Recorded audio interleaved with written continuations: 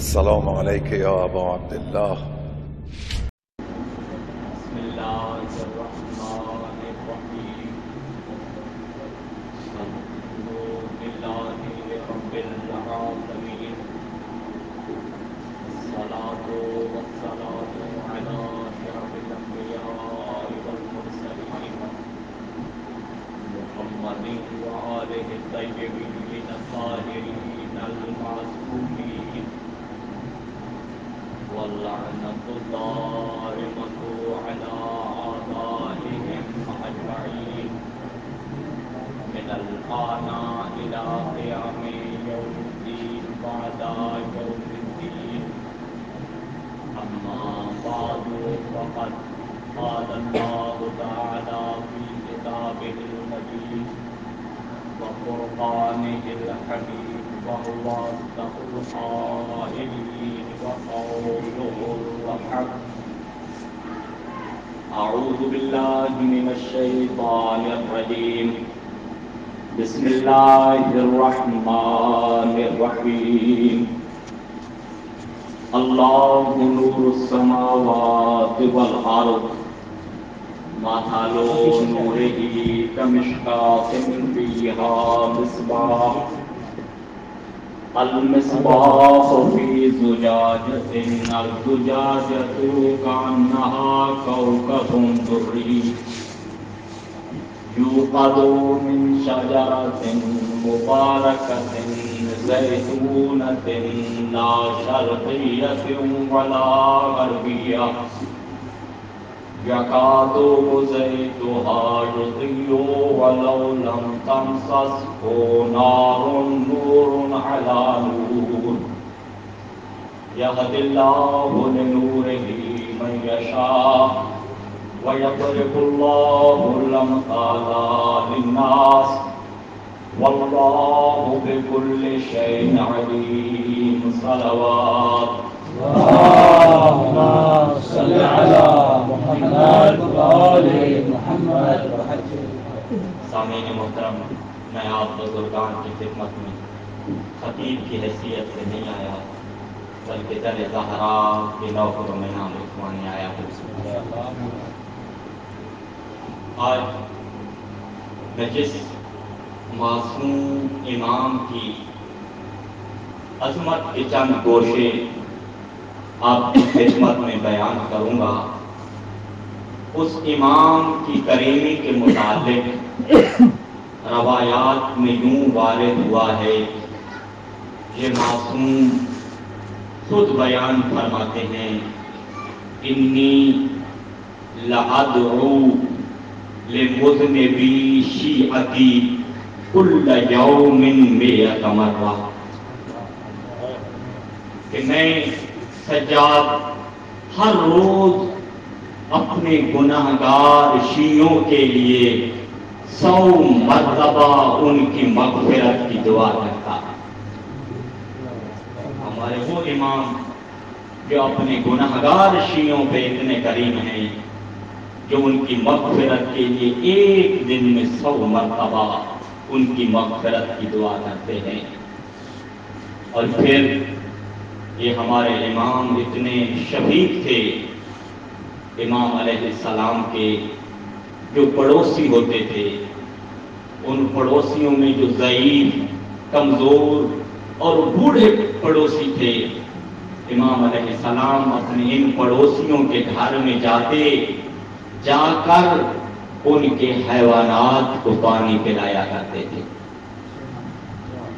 یہ آج کے دور کی بات نہیں ہے جہاں پانی متوفر مقدار میں موجود ہے، اس زمانے کی بات کر رہا ہوں جہاں انسانوں کو پانی پینے کے لیے بھی کافی مشکلات کا سامنا کرنا پڑتا تھا۔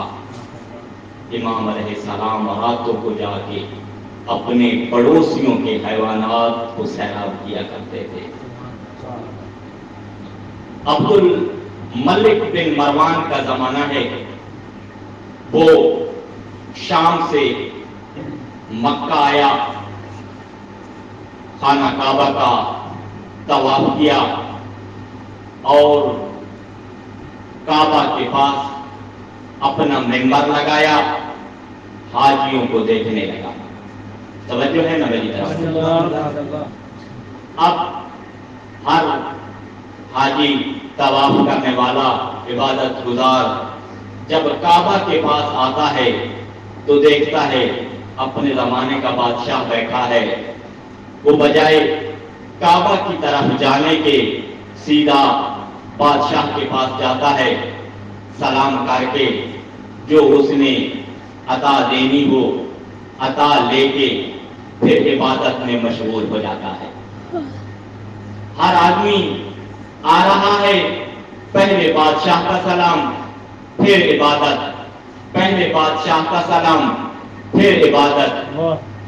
اچانک ادھر سے حسین کا نور نظر، عبادتوں کی زینت، سجدوں کی رفت، خرامہ خرامہ چلتے ہوئے آ کے کعبہ کا طواف کرنے لگے. محو عبادت ہوئے، یوں محو عبادت ہوئے. مروان کا بیٹا عبد الملک پریشان ہونے لگا، ساتھ والوں سے پوچھنے لگا یہ ہستی ہے کون جو مجھے چھوڑ کے محو عبادت ہے. ساتھ والے ایک آدمی نے بتایا تم نہیں جانتے؟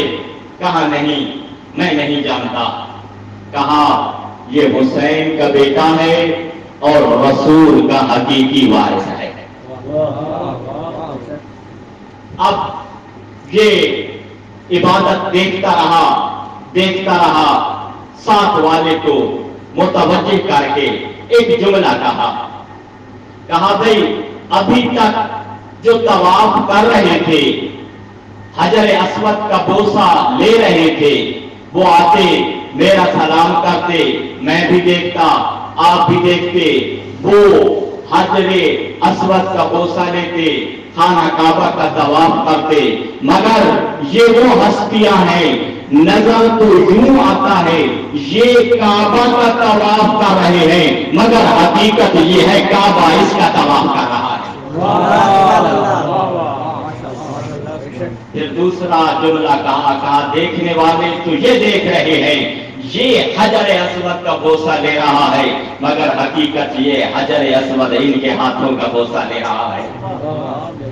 اور پھر تیسرا جملہ کہا پہلے چلنے والے مطاف پہ چل کے طواف کر رہے تھے، مگر یہ وہ ہے جو مطاف پہ چل رہا ہے، مطاف اپنے رخساروں کو اس کے پاؤں کی تلیوں پہ مل رہا ہے.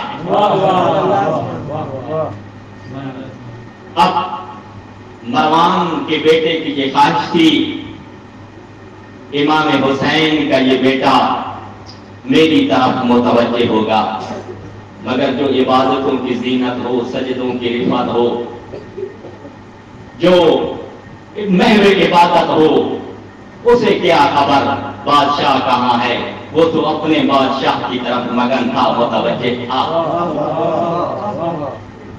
اب یہ اپنی شاہی عادات پہ آیا. آپ جانتے ہیں نا شاہی عادات کیا ہوتی ہیں. اس نے اپنے سپاہیوں کو بھیجا، کہا جاؤ سید سجاد کو میرے پاس لے کے آؤ. اس کے سپاہی آئے، امام سجاد علیہ السلام کو عبد الملک کے پاس لے کے آئے.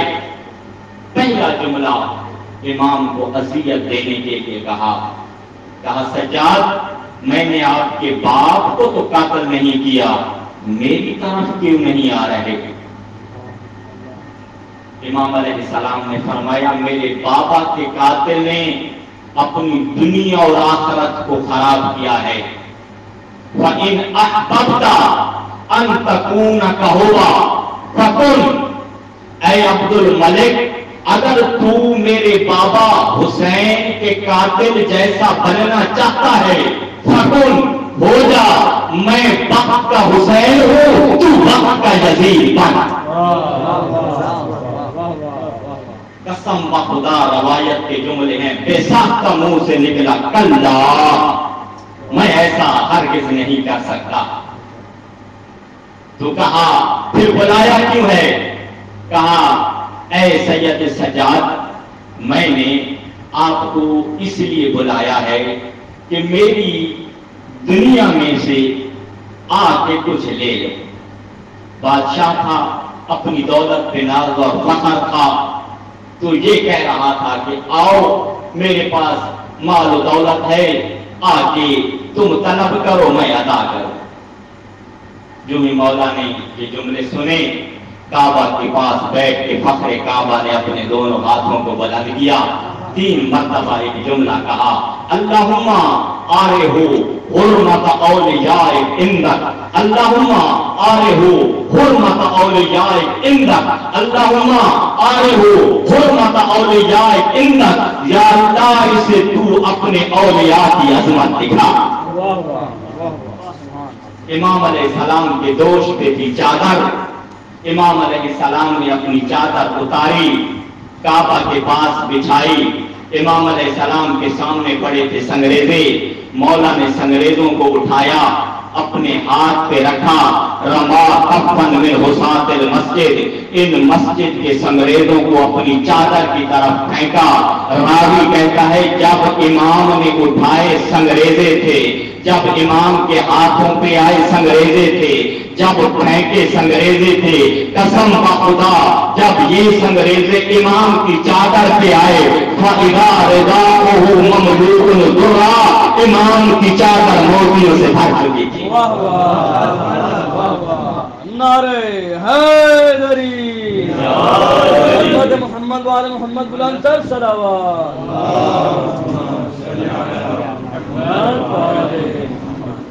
بھائی موتی کیسے تھے یہ بھی روایت نے دقت سے بیان کیا، کہا موتی ایسے تھے، یکادو شعاعها یخطف الابصار، موتیوں کی شعاعیں ایسی تھی دیکھنے والا شعاعوں کے باعث موتیوں کو دیکھ ہی نہیں سکتا تھا۔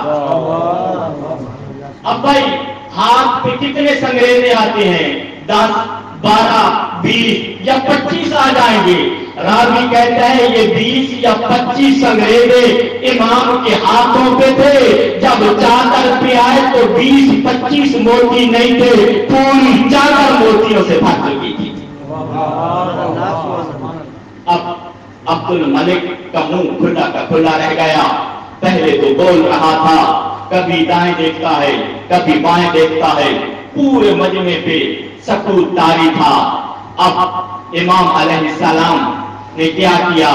اب امام نے اس خاموشی کو توڑا اور ایک جملہ فرمایا، مولا نے فرمایا من تکونو ہذہ حرمت عند اللہ تحتاج الی دنیا، او ملعون جو اللہ کے ہاں یہ عظمت رکھتا ہو وہ تیرے 2 ٹکوں کا محتاج ہوگا۔ تحتاج الی دنیا، اسے تیری دنیا کی ضرورت ہوگی۔ اب مولا نے نگاہ کی کعبہ کی طرف، کعبہ کے اطراف میں فقیر طواف کر رہے تھے، غریب عبادت کر رہے تھے۔ امام نے آواز دی، او طواف کرنے والے فقیروں غریبوں، آؤ سید سجاد کی چادر پہ موتی پڑے ہیں، جس کا جتنا دل چاہے موتیوں کو اٹھا لے۔ اب فقیر آتے گئے، موتی اٹھاتے گئے، تھوڑی دیر کے بعد چادر موتیوں سے خالی ہو گئی۔ امام نے چادر کو اٹھایا، اپنے دوش پہ رکھا۔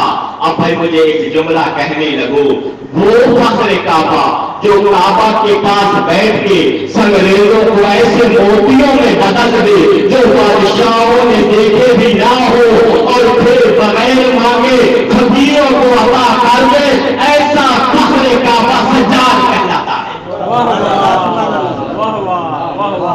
صلوات پڑھیں کہ محمد وآل محمد۔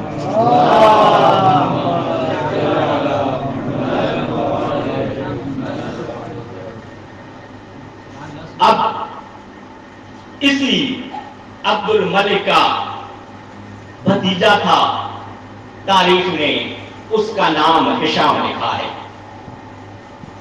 یہ بھی کعبہ کے پاس آیا اور تقدیر نے اس کو بھی ویسے رسوا کیا جیسے اس کے چچا کو اللہ نے کعبہ کے پاس فخر کعبہ کے ہاتھوں رسوا کیا۔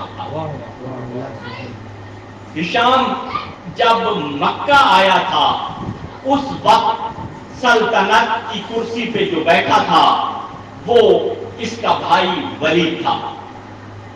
اب یہ شام سے چلا، حج کا موسم تھا، حج کے ارادے سے مکہ آیا، باقی امور انجام دیے. یہ حجر اسود کا بوسہ لینا چاہتا ہے. ہشام جب حجر اسود کے قریب گیا لوگوں نے دھکے مارے، بجائے آگے جانے کے حجر اسود سے دور ہو گیا. ایک کوشش کی، پھر دوسری کوشش کی، پھر تیسری کوشش کی، ہر دفعہ جاتا دھکا لگتا، حجر اسود سے دور ہو جاتا. چوتھی دفعہ اس نے بھی جرأت نہیں کی، کہا میرا ممبر لگاؤ، میں بیٹھ کے حاجیوں کو دیکھتا ہوں، حجر اسود کو بوسہ لینا میرے بس کی بات نہیں ہے. پھر کچھ دیر کے بعد سید الساجدین زین العابدین امام سجاد علیہ السلام تشریف لائے، خانہ کعبہ کا طواف کیا. جب مولا نے حجر اسود کا بوسہ لینے کا ارادہ کیا، ہیبت اتنی تھی، لوگ جدا ہوتے گئے، صفیں بنتی گئیں، امام آرام سے گئے، حجر اسود کا بوسہ لیا، پھر واپس آ گئے. ہشام کے پاس ایک شامی کھڑا تھا، اس نے ہشام سے سوال کیا، ہشام بتاؤ تو صحیح یہ شخصیت ہے کون جس کی ہیبت اتنی تھی، سب خود بخود بنتی گئی، راستہ بنتا گیا، یہ آرام سے حجر اسود کا بوسہ لے کے واپس آ گیا. اب ہشام نے تجاہل عارفانہ سے کام لیا، کہا میں نہیں جانتا. جب اس نے کہا نا میں نہیں جانتا، اس وقت ہشام کے پاس عرب کا بہت بڑا شاعر نام فرزدق، کنیت ابو فراس، نام حمام بن غالب موجود تھا. اس نے ہشام کو دیکھا اور کہا ہشام تو جان یا نہ جان اس شخصیت کو میں جانتا ہوں. اس شامی نے سوال کیا تو کون ہے؟ کہا میں حمام ہوں، مجھے فرزدق کہتے ہیں. لوگ تو فرزدق جیسے شاعر کی کلام کو سننے کے بےتاب تھے. اب فرزدق اگلے جملوں کو بیان کرنے سے پہلے تھوڑا سا فرزدق کے متعلق سنتے جاؤ کہ یہ فرزدق کون تھا. یہ فرزدق 19 ہجری کو بصرہ میں پیدا ہوا، 110 ہجری میں اس کی وفات ہوئی. جب یہ بصرہ میں پیدا ہوا تھا تو بصرہ میں شاعری کا عروج تھا، ادب کا عروج تھا، تو اس کے باپ نے اس سے شعر یاد کروانے شروع کیے اور اسے اتنا ملکہ حاصل ہوا. مورخین نے لکھا 16 سال کی عمر تھی، شاعری پہ اس کو ملکہ حاصل ہو گیا. 36 ہجری کو تقدیر اسے اپنے باپ کے ساتھ امیر المومنین کی خدمت میں لے آیا. یہ جب امیر المومنین کے پاس پہنچا، اس کے باپ کی کنیت تھی ابو اختر. امیر المومنین نے ابو اختر کو دیکھا اور فرمایا اے ابو اختر من ھذا الغلام معک، یہ لڑکا آپ کے ساتھ کون ہے؟ تو کہا مولا ابنی، میرا بیٹا ہے، وہ شاعر، مولا یہ شاعر ہے. ادھر علم لدنی کے مالک وارث قرآن امیر المومنین علی ابن ابی طالب نے ایک جملہ فرمایا علمہ القرآن فہو خیر لہ. اے ابو اختر اسے قرآن سکھاؤ، قرآن اس کے لیے بہتر ہے. صلوات پڑھ دیجیے محمد و آل محمد.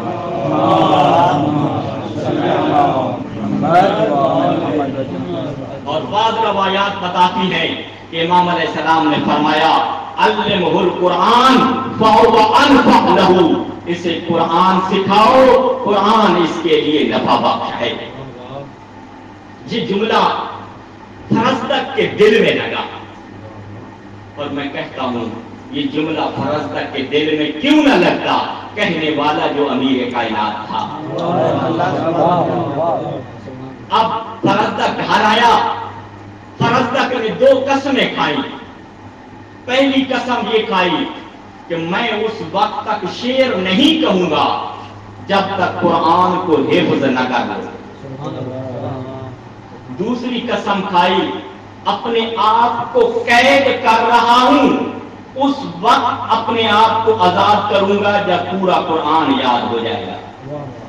یہاں پر بعض علماء نے یہ لکھا ہے کہ دوسری قسم اس نے یہ کھائی، اپنے پاؤں میں بیڑیاں ڈالی، کہا ان بیڑیوں کو تب کھولوں گا جب پورا قرآن حفظ کر لوں گا۔ مورخین نے کہا کہ اتنا وفادار تھا اپنی دونوں قسموں کو پورا کیا۔ جب تک قرآن حفظ نہ کر لیا، نہ شعر کہا، نہ اپنے آپ کو قید سے آزاد کیا۔ جب پورا قرآن یاد کر لیا، اس وقت اپنے آپ کو قید سے بھی آزاد کر دیا اور نئے اشعار بھی کہنے لگا۔ اب یہ فرزدق کہہ رہا ہے ہشام کو، ہشام تو جان یا نہ جان، اس شخصیت کو میں جانتا ہوں۔ اور پھر بادشاہ وقت کی مرکزی شخصیت کے سامنے فرزدق امام علیہ السلام کی مدح شعر کہنے لگا۔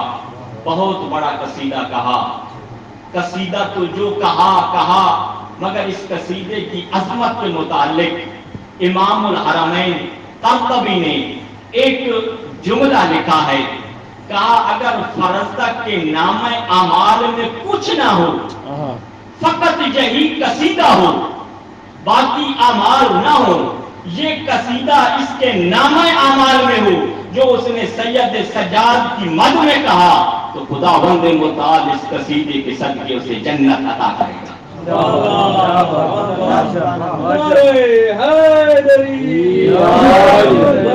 محمد بلندر صلوات۔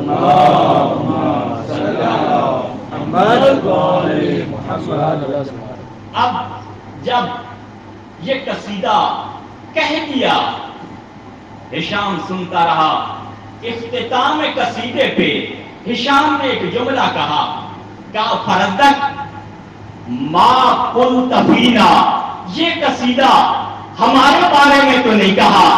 جب یہ کہا نا کہ یہ قصیدہ ہمارے بارے میں تو نہیں کہا، لیکن یہ جملہ میں تب کہوں گا، آج تک میں نے کبھی داد کا تقاضا نہیں کیا، لیکن اس جملے پہ میں داد لوں گا، شیوخ سے نہیں، یہ داد میں سادات سے لوں گا۔ سنو گے فرزدق نے کیا کہا؟ فرزدق نے کہا یہ قصیدہ میں نے کیوں کہا؟ تمہارے بارے میں تب کہوں گا، ہاتھ جدن کا جدے ہی، ابن کا ابے ہی، قصیدہ پہلوانا ہے تو عالم محمد کے نانا جیسا نانا لے کے آؤ، کے بابا جیسا بابا علی لے کے آؤ، ایسی ماں کا راج، ایسی ماں کا راج لے کے آؤ۔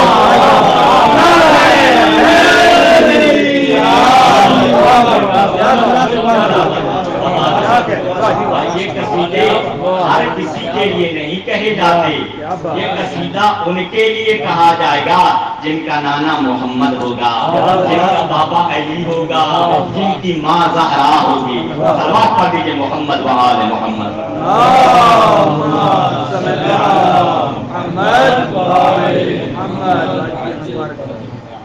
اب بھائی بادشاہ وقت کا بھائی تھا، ڈوز کافی آ چکی تھی، فوراً غصہ آیا اور کہا ابھی اس کا بیت المال سے وظیفہ بند کر دیا جائے۔ ادھر رحمت للعالمین کا مجسم رحمت بنا بیٹا موجود تھا، اپنے غلام کو بلایا، کہا جاؤ 20,000 درہم میرے گھر سے لے کے فرزدق تک پہنچاؤ،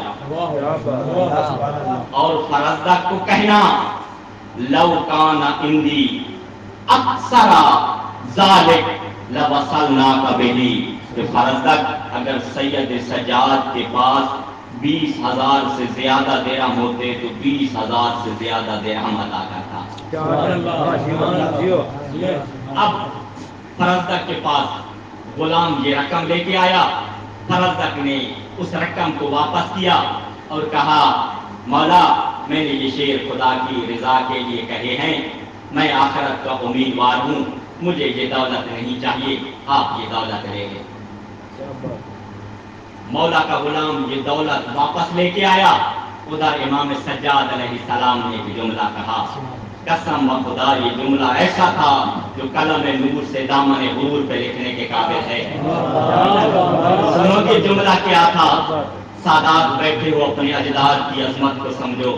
مولا نے فرمایا ان اہل البیت اذا وهبنا شیئا لا نستعیدہ، کہ ہم اہل بیت جب کسی کو کوئی چیز عطا کر دیتے ہیں واپس نہیں لیا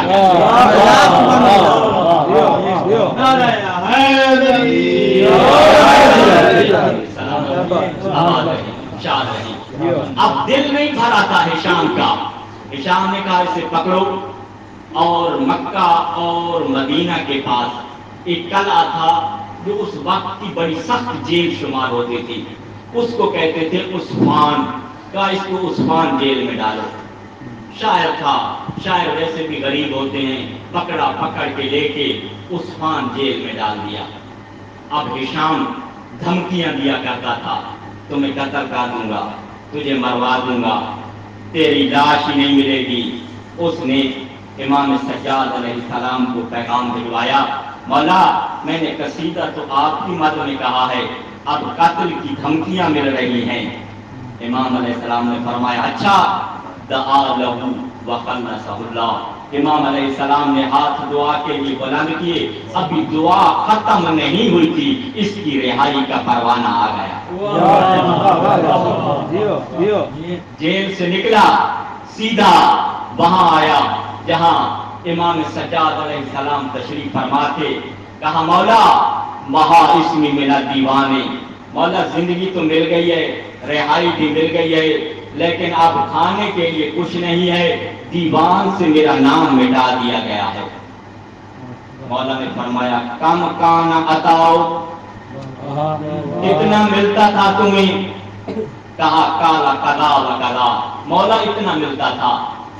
امام علیہ السلام نے اپنے غلام کو بلایا اور کہا جاؤ، جتنا اس کو 40 سال تک ملنا تھا اتنی مقدار میں ایک ہی دفعہ اس کو عطا کر دو۔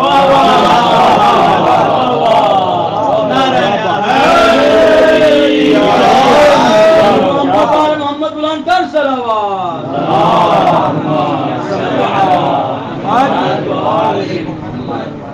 اور پھر مولا نے جملہ فرمایا، مولا نے فرمایا لو علمت انک تحتاج اکثر من ھذا لاتیتک، اے فرزدق اگر تو 40 سال سے زیادہ کا محتاج ہوتا، میں سجاد تجھے 40 سال سے زیادہ کی عطا کرتا، مگر تیری زندگی اتنی ہے، تو نے 40 سال کے بعد مر جانا۔ پھر تاریخ نے لکھا 40 سال کے بعد فرزدق مر گیا تھا۔ اب چونکہ اس نے مانگی دنیا تھی، امام نے اسے دنیا عطا کی۔ اگر آخرت مانگتا سید سجاد آخرت عطا کرتا۔ یاد رکھنا میرا یہ جملہ، جس نے بھی جتنی آل محمد کی خدمت کی ہے، یہ سیرت سید سجاد ہے کہ اسے آل محمد اس خدمت کا صلہ عطا فرماتے ہیں۔ فرزدق نے ایک قصیدہ کہا، 20,000 درہم مولا نے ایک مرتبہ دیے، جیل سے رہائی الگ عطا فرمائی، اور 40 سال کی عطا الگ عطا فرمائی۔ لہذا آل محمد کی خدمت کو کبھی کم نہ سمجھنا، جتنی خدمت کر سکتے ہو، حتیٰ مجلس میں بیٹھ کے اگر عزاداروں کے جوتے بھی سیدھا کرنا شروع کر دو تو یہ بھی خدمت ہے۔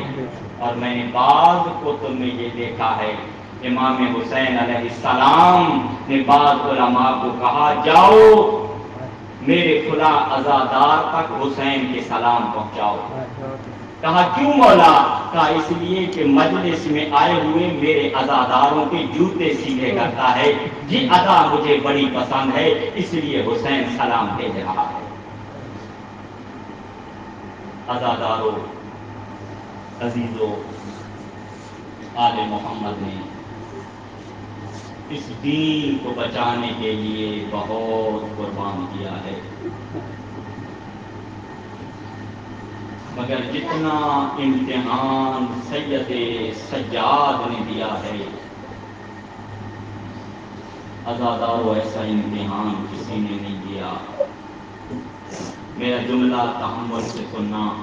میں ایک فقیہ کے پاس بیٹھا تھا، اس فقیہ نے میرے سامنے یہ جملے کہے تھے، میں نے تحقیق کی ہے، فقیہ کے جملے ہیں۔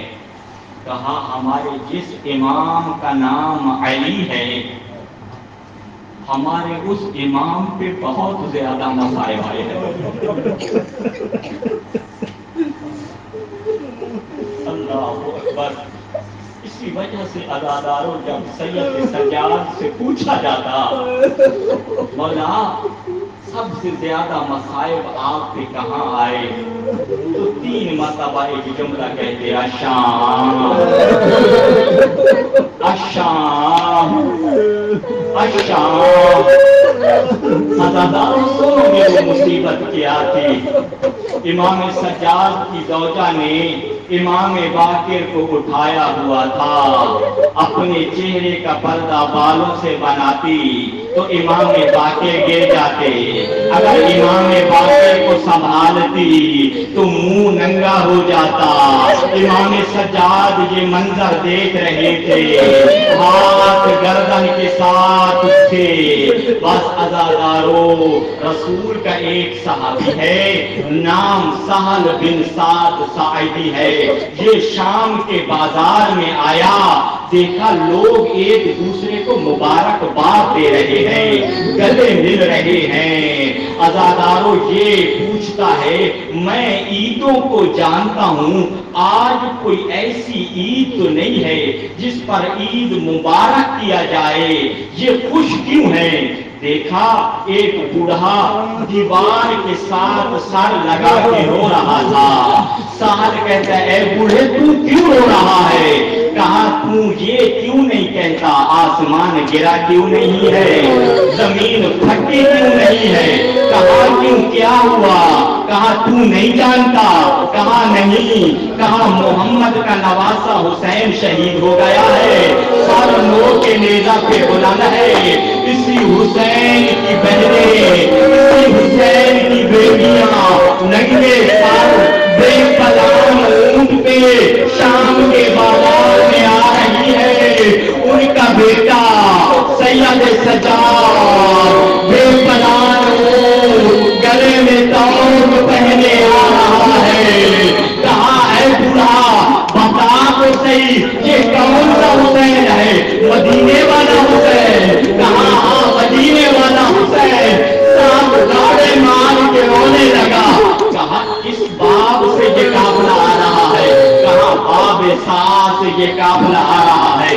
سال دوڑتا ہوا باب سعد پہ پہنچا، حیران رہ گیا، کیا حیران کرنے والی چیز تھی؟ اس نے امام سجاد کو دیکھا، کہا امام سجاد نے سرخ لباس پہنا ہوا ہے، جس کا بابا مر گیا ہو، دنیا کے سارے پیچھے آ رہے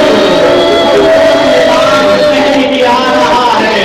سال کہتا ہے میں پریشان تھا، میں جب قریب گیا تو میں نے دیکھا لباس سرخ نہیں تھا، گلے میں جو توق پہنا ہوا تھا اس نے زخمی اتنا کر دیا تھا، خون کپڑوں پہ آ رہا تھا، اور امام کا کرتا سرخ ہو گیا تھا۔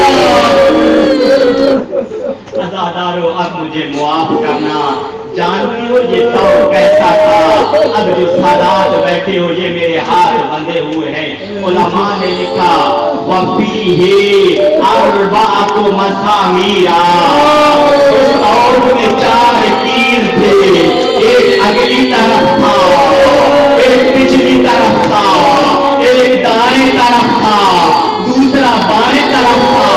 كُلَّمَا مَالَتْ رَقَبَتُهُ إِلَى جَانِبٍ التقطت مسمار فی رقبتہ، امام دائیں ہوتے دائیں طرف والی میز لگ جاتی، امام بائیں ہوتے بائیں طرف والی میز لگ جاتی، آگے ہوتے آگے والی میز لگ جاتی۔ عزاداروں ذرا فاصلہ फासला सुनते जाओ।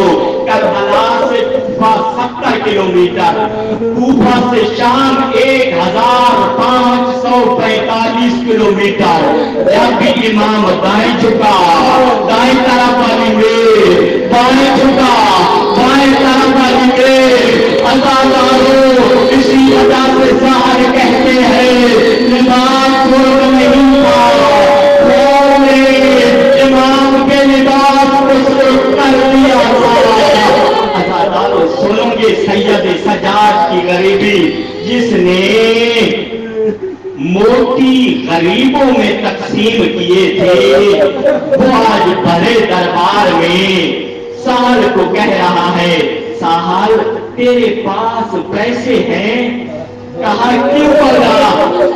कहा जिस नोट पर मेरे बाबा का सर है, इसको पैसे दे दो। कहा सर को दूर ले जाओ ताकि लोग मेरी भूखी मेरी बड़ी बदलेदार उस नोट बरदार के पास गया, पैसे दिए, वो मेरे को दूर ले गया।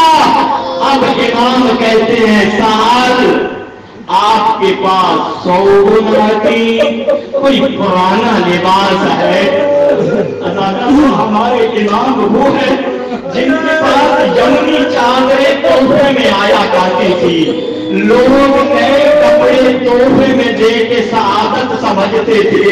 आज भरे दरबार में कह रहा है साहब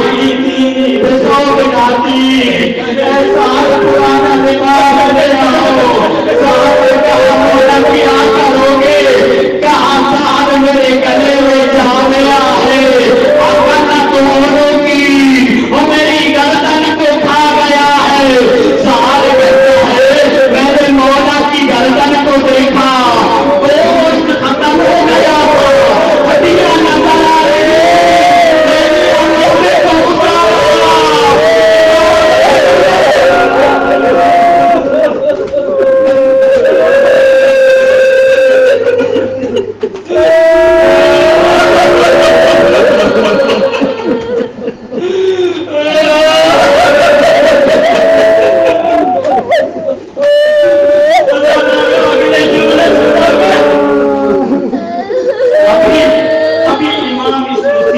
से फारिग नहीं हुए थे, एक आवाज आई। आवाज देने वाला शिमर था। शिमर ने सैयद सज्जाद को खूबियों के साथ उस मोहल्ले में ले आया जो यहूद और नसारा का मोहल्ला था, और ऐलान कर रहा था ऐ यहूदियों, ऐ नसारा, ये वो अहल बैत है, कातलू आबाअकुम वहादरू दूरकुम, ये वो अहल बैत हैं जिनके बाबा अली ने तुम्हारे अजदाद को कत्ल किया था, जिन्होंने तुम्हारे घरों को गिराया था। मैं तुम्हारे मोहल्ले में ले आया हूँ, इनके हाथ बंधे हुए हैं, कोई छुड़ाने वाला नहीं है। जिसने बदला लेना है आओ तसल्ली से बदला ले लो। रावी कहता है फिर क्या हुआ? मौला ने फरमाया फमा बाके या आहदुन इल्ला वक़द उल्क़िया अलैना मिनल अहजारी वला अशआबी बक़राबी। मौला ने फरमाया पूरे मोहल्ले में जिसके पास मट्टी थी वो मट्टी फेंक रहा था, जिसके हाथ में पत्थर था वो पत्थर मार रहा था, जिसके हाथ में लकड़ियां थी वो लकड़ियां फेंक रहा था। बस अज़ादारों मुझे मुआफ करना, किसी ने सैयद सज्जाद की तरफ आग फेंकी,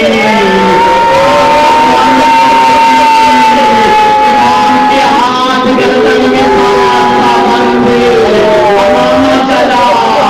अमामा जलने के बाद इमाम का सर जलने लगा,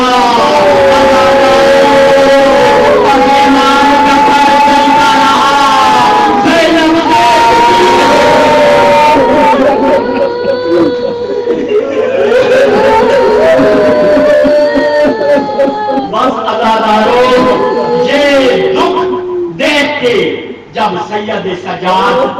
नाना के मजार पे पहुंचा था तो कसम बखुदा यही जुमला कहा था, या जद्दा या खैर मुरसिल उनाजी का।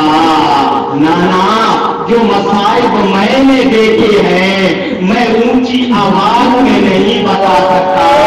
नाना सज्जाद तेरे साथ सरगोशियां करने आया है। नाना वो मैं शाम के बाजार के मसाइब बता मेरा सज्जाद। नाना सुबीना कमाल उज्वल इमाम। नाना हमें ऐसे कैदी किया गया जैसे कनीजों को कैद किया गया। नाना मस्ताना मेरा बोले माता कहता मेरे नाना हमने इतने मसाइब देखे हमारी फसलियां बर्दाश्त नहीं कर सकती थी। बस अदादारों सैयद सज्जाद जितना अरसा जिंदा रहे 40 साल 35 साल या 34 साल जब भी पानी आता पानी को तो तेरा अभी अफसाना मैं कैसे पानी पीऊं। और इसी पानी को मेरा बाबा देखता रहा और मेरा बाबा प्यासा ज़िबा हो गया। फिर गुलाम खाना लेके आता मौला फरमाते कैसे खाऊं कद को तेरा अभी जाएगा। वो मेरा बाबा भूखा कत्ल किया गया। बस अज़ादारों जब बाजार से गुजर होता तो कसाब से पूछते उस जानवर को ज़िबा किया है, ज़िबा होने से पहले पानी पिलाया था क्या नहीं।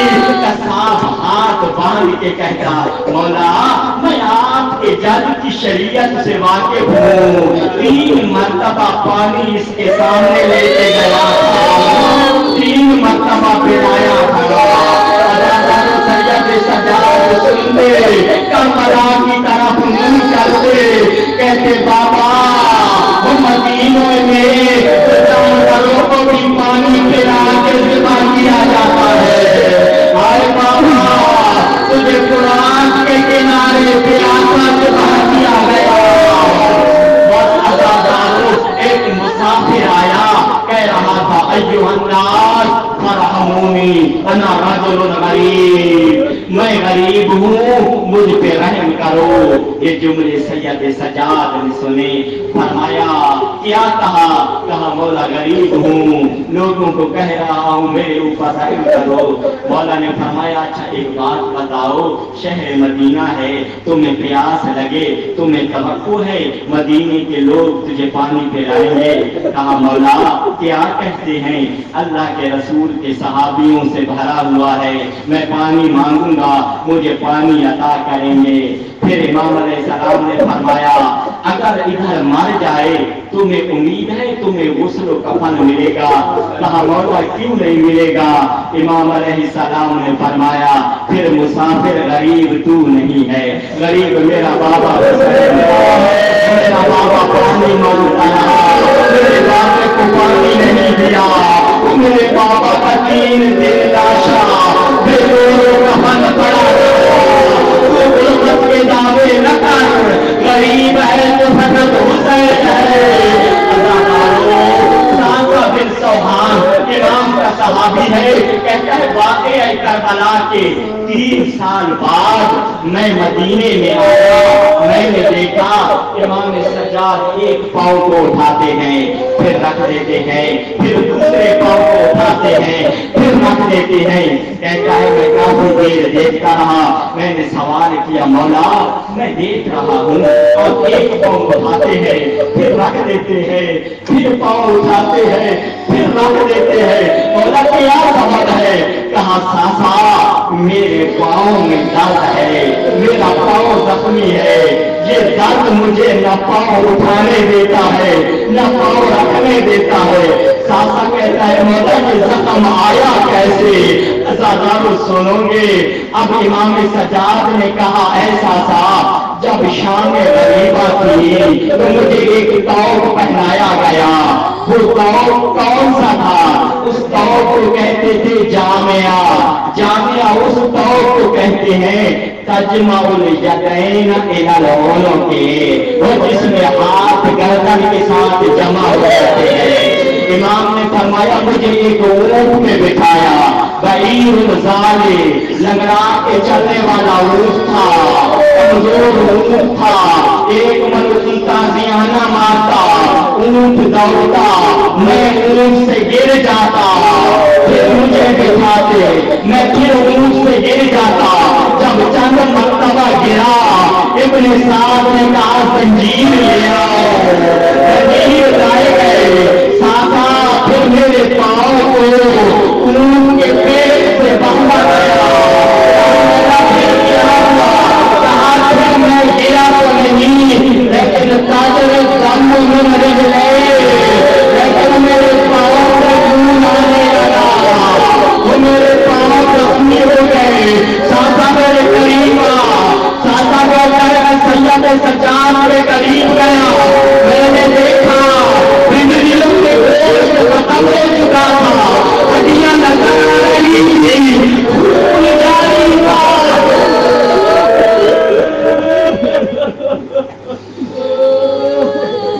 خدا تمہارا گریہ قبول کرے، خدا تمہیں امام حسین کے خاندانوں کو شمار کرے۔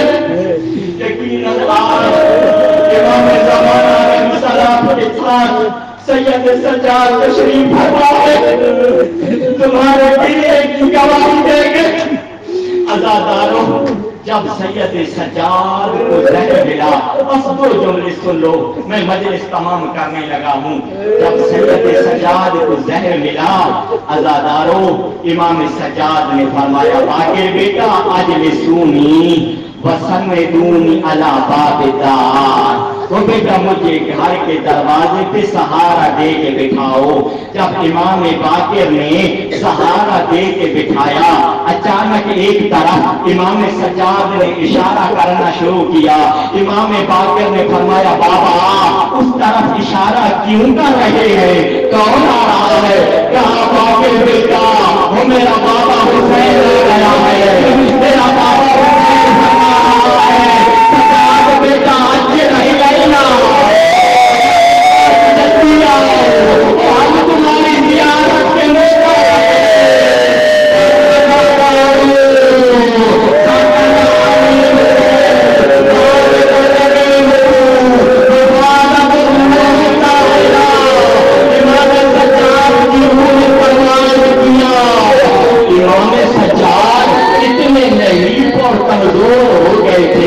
ہڈیوں کا ڈھانچہ بن گیا تھا، سجاد نے اکیلا اٹھایا، غسل کرنے والی جگہ پہ لے آئے۔ عزادارو جن دو ہستیوں کو اکیلا اٹھایا ہے جنہوں نے وہ دو ہیں، ایک امیر المومنین علی ابن ابی طالب، دوسرے امام باقر۔ امیر المومنین جناب